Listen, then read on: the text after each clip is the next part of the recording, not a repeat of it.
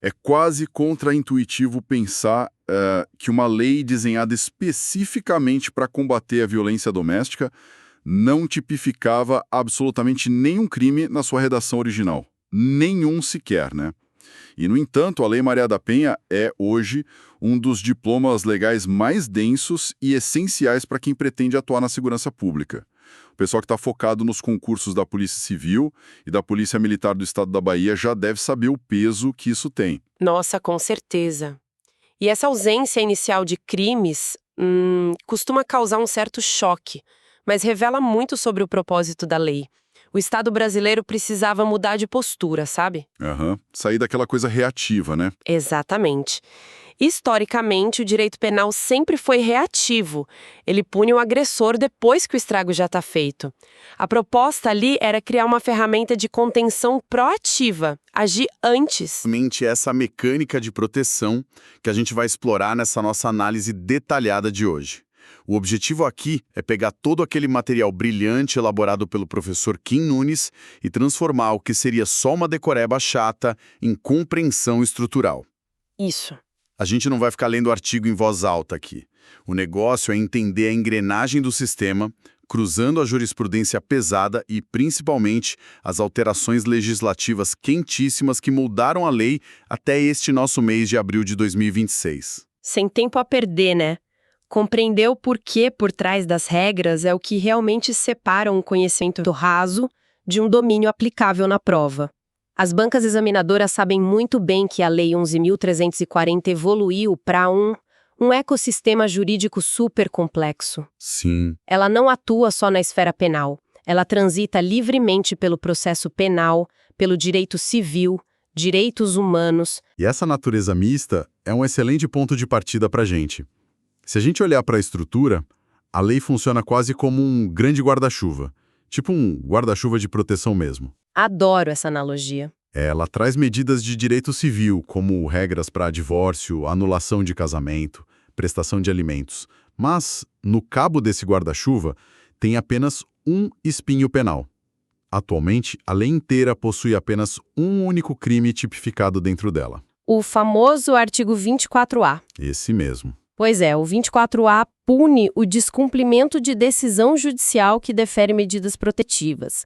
Todo o resto, a lesão corporal, a ameaça, a violência psicológica, tudo isso continua previsto lá no Código Penal. Certo. A Lei Maria da Penha só qualifica e agrava esses crimes, além de criar um mecanismo para o juiz impor aquela barreira de proteção. E o foco primário dessa barreira, é sempre bom lembrar, é exclusivo. É a proteção da mulher. E aqui, olha, vale a gente aprofundar um pouquinho, porque o conceito de mulher para fins de proteção legal gerou debates intensos nos tribunais nos últimos anos. Homens não podem ser sujeitos passivos sobre o escopo desta lei específica. Embora possam ser vítimas de violência doméstica no Código Penal comum, né? Exato, no Código Penal sim, mas não na Maria da Penha. E o Superior Tribunal de Justiça estabeleceu um marco crucial, através do recurso especial 1.977.124 de São Paulo, confirmando que mulheres trans estão integralmente protegidas pela lei. E essa decisão do STJ foi um verdadeiro divisor de águas. Ela deslocou a interpretação daquele determinismo biológico para focar na vulnerabilidade de gênero. Que é a raiz do problema, né? Totalmente. A corte entendeu que a violência que a lei quer combater nasce da misoginia, da assimetria de poder nas relações. Então, se uma mulher trans vivencia essa mesma assimetria e vulnerabilidade estrutural na sociedade e dentro de casa, negar a proteção seria ir contra o próprio espírito do Tratado Internacional que criou a norma. Faz todo sentido. E falando em ambiente doméstico, as bancas adoram testar os limites geográficos dessa violência. A lei fala que a agressão tem que ocorrer na unidade doméstica, na família ou em uma relação íntima de afeto. Mas a súmula 600 do STJ traz aquele detalhe de ouro. Que não se exige coabitação. Isso. Não precisa morar junto. Mas aí me surge uma dúvida bem prática. Onde o tribunal desenha a linha? Tipo, Um encontro casual de aplicativo configuraria essa relação íntima de afeto? Olha, essa ponderação é excelente e cai muito. A jurisprudência diz que um encontro puramente casual, sem nenhum vínculo de continuidade ou expectativa de afeto, em regra, não atrai a Maria da Penha. Entendi. A ausência de coabitação significa que ex-namorados que nunca moraram juntos ou membros da família que vivem em estados diferentes ainda estão sob o alcance da lei, desde que exista um laço que cria aquela vulnerabilidade baseada no gênero. O controle do agressor não depende dele ter a chave da mesma casa. Perfeito. E já que o Estado decidiu proteger essa mulher de forma proativa, ele precisou mapear exatamente como esse controle todo se manifesta. O artigo 7º categoriza 5 formas clássicas de violência: física, psicológica, sexual, patrimonial e moral. Isso, a 5. O que sempre gera confusão na hora da prova é a fronteira entre a violência moral e a psicológica, né? É uma distinção técnica, mas que derruba muito candidato. A violência moral está restrita aos crimes contra a honra: calúnia, difamação e injúria. Ponto. Certo. Já a ameaça de agressão ou aquela manipulação mental que destrói a autoestima da vítima, isso cai na violência psicológica. Inclusive, o Código Penal recentemente ganhou o artigo 147b só para tipificar o crime autônomo de violência psicológica. E a patrimonial é quando ele quebra as coisas dela, né? Isso. Vai desde rasgar roupas e destruir o celular, até reter documentos pessoais para impedir a mulher de conseguir um trabalho. Mas é aqui que a nossa análise dá um salto para as inovações que estão fervendo nos editais. Em 2026, a Lei 15.384 incluiu um inciso totalmente novo no artigo 7º, a violência vicária. Nossa, essa é quentíssima. Pois é. Isso me chamou muita atenção no material do professor Kim, porque, dá nome a um comportamento perturbador que até então ficava meio diluído, sabe? É a violência praticada contra descendentes, ascendentes, pessoas da rede de apoio ou até animais de estimação com o objetivo claro de torturar a mulher. O termo vicário, ele significa agir no lugar de outro, né? Ou através de outro. O legislador finalmente reconheceu uma tática que é cruel e absurdamente comum. Sim, o agressor percebe que a mulher não reage mais às ameaças contra ela mesma. Exato. Aí ele muda o alvo. Ele machuca o cachorro, agride o enteado, não porque ele tem um conflito real com a criança ou com o bicho, mas para usar eles como instrumentos para destruir o estado emocional dessa mãe. É uma crueldade completamente instrumentalizada. Antes disso, se ele quebrasse a TV, era violência patrimonial na cara. Se machucasse o cachorro, caía num limbo de maus-tratos animais, mas não capturava a intenção real de ferir a mulher por dentro. Agora, essa tática tem nome e tem tipificação específica dentro do microsistema. E conectando com essa visão do impacto psicológico e físico, a gente tem a Lei 15.116, de 2025, aquela que criou o Programa de Reconstrução Dentária no SUS. À primeira vista, para quem está lendo rápido, parece só uma medida de saúde pública. Mas tem uma criminologia muito triste por trás disso. Tem, né? Sem dúvida. Traumas faciais e dentários são as consequências mais frequentes nesses episódios. O agressor frequentemente mira no rosto da mulher para causar um dano duplo, sabe? A dor física e a humilhação estética. Nossa, é pesado. Muito. Uma mulher que perde os dentes numa agressão, ela tende a se isolar, sente vergonha de procurar emprego, perde a autoconfiança de sair daquele ciclo de abuso. O Estado garantindo essa reconstrução não está só arrumando um dente, está devolvendo a dignidade para essa vítima. É fascinante ver como a lei vai se moldando à realidade crua das ruas. Agora, descendo para a parte tática, que é o dia a dia de quem vai vestir a farda ou botar o distintivo no peito na Bahia. Como essa proteção sai do papel na hora do desespero? Aí a gente entra na questão dos prazos. Exato. A lei trabalha com prazos fatais e bem curtos. O artigo 12 diz que o delegado de polícia tem apenas 48 horas para remeter o pedido de medida protetiva para o juiz. E o juiz, por sua vez, tem mais 48 horas para decidir. É o fluxo de urgência. O problema prático é que o Brasil é gigante, né? Com realidades de infraestrutura muito Desiguais. A regra geral é que só o magistrado pode determinar que alguém seja afastado da própria casa. Mas e quando a agressão acontece num domingo, de madrugada, numa cidade do interior da Bahia que não tem nem fórum? E aí entra a grande exceção do artigo 12C, que é o terror das provas policiais. Se o município não for sede de comarca, o delegado ganha a prerrogativa legal de afastar o agressor imediatamente. E tem mais. Se não for comarca e também não tiver um delegado disponível ali na hora, o próprio policial, seja civil ou militar, que atende à ocorrência, pode realizar o afastamento. Essa é a atuação supletiva. Mas olha, eu fico imaginando a fricção constitucional nisso. A Constituição diz que a casa é asilo inviolável. Como que um policial militar, se mandado judicial na mão, vira para o cidadão e diz, sai da sua própria casa agora? Essa tensão foi parar direto no Supremo Tribunal Federal, na AD 6.138. O STF precisou colocar na balança dois princípios fundamentais, né? De um lado, a propriedade e a ideia de que só o juiz restringe direitos. E do outro... Do outro, o direito à vida e à integridade da mulher. A Corte concluiu de forma muito pragmática que a burocracia do Estado não pode custar uma vida. Essa atuação do policial e do delegado é, na verdade, uma medida emergencial de salvação. Faz sentido. E tem alguma trava de segurança nisso? Tem. Após expulsar o agressor, a autoridade policial tem que comunicar ao juiz em até 24 horas para o magistrado poder validar ou revogar a decisão. É a supremacia da vida em tempo real. E essas ferramentas no interior ficaram ainda mais parrudas. Agora, em abril de 2026, a Lei 15.383 trouxe uma inovação gigantesca. A da monitoração. Isso.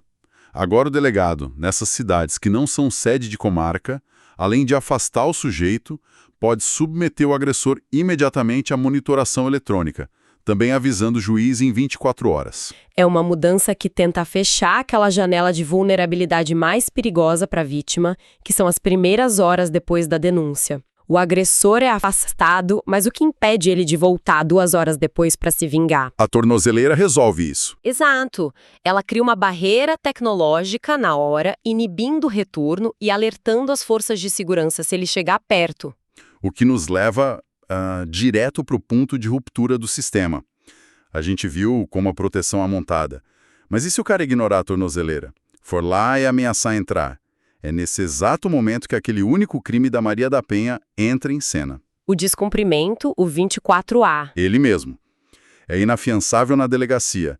Mas eu vou fazer o papel de advogado do diabo aqui pensando numa questão de prova cascuda. Manda. E se a mulher abrir a porta? Tipo, o agressor vai lá, chora, promete que mudou e a própria vítima permite que ele entre, consentindo com a quebra da medida. O crime some, certo? Errado. E esse é um detalhe letal em prova. O candidato não pode cair nessa. O STJ firmou um entendimento muito forte em 2024.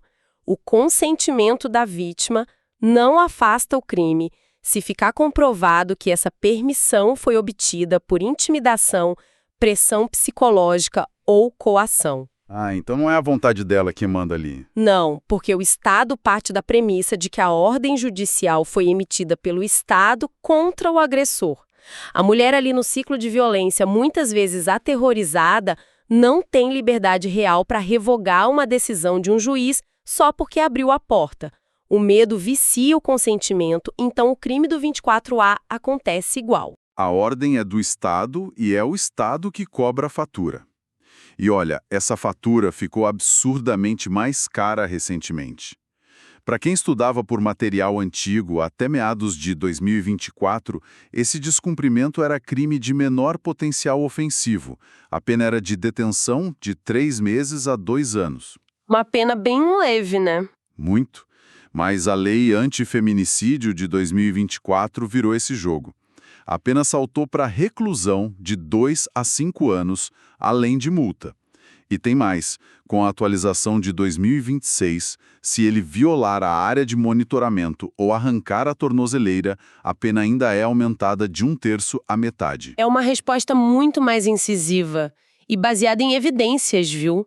Pesquisas mostram que quebrar a medida protetiva é a antessala do feminicídio. O sinal vermelho máximo. Exatamente. Se o indivíduo tem a audácia de desafiar um juiz na cara dura, Ele está provando que não tem medo do sistema e que o foco em controlar a mulher é absoluto. Botar uma pena de até 5 anos permite ao Estado manter esse cara preso cautelarmente antes que a morte aconteça. Perfeito.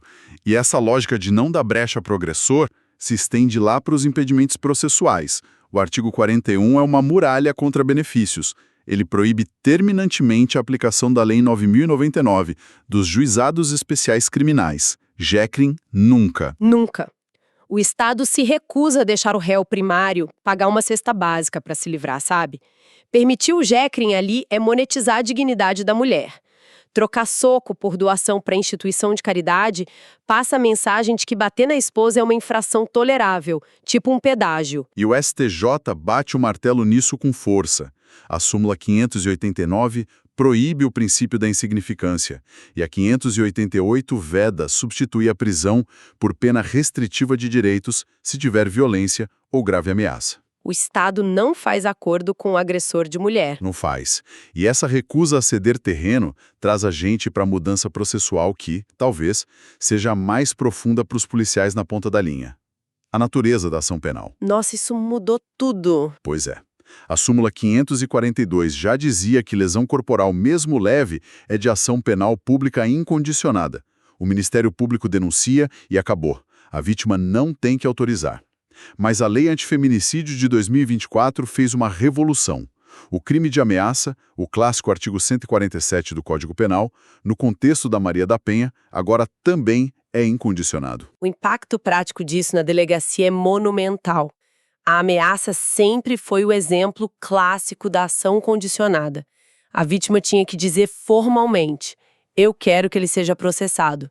Isso criava a brecha para o ciclo continuar. Como funcionava antes? A mulher ia lá, registrava o boletim, aí nos dias seguintes o cara começava a campanha de terror psicológico, chorava, botava os filhos no meio, e a vítima exausta voltava lá para retirar a queixa. Isso mesmo, e a mudança de 2024 cortou o mal pela raiz. Se a viatura da Polícia Militar chega e constata a ameaça, meu amigo, os freios são cortados. A vítima não tem mais o poder de parar o processo. O Estado tira esse peso esmagador das costas dela. Diz pro agressor, o problema agora não é com ela, o problema é com a justiça criminal. E isso esvaziou quase que totalmente aquela famosa audiência do artigo 16. Verdade, aquela que era para renunciar à representação. Exato.